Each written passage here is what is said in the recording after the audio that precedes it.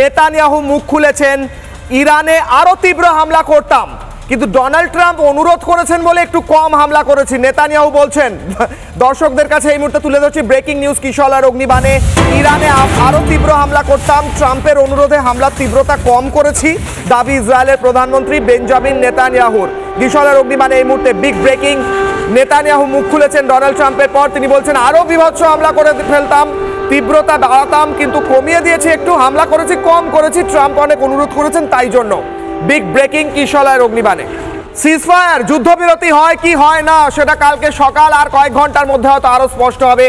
Israel বলছে তেহরানের কোমর ভেঙে দেব, তেহরানের বুকে উঠে নাচবো, এমনটা বলছে ইসরায়েল।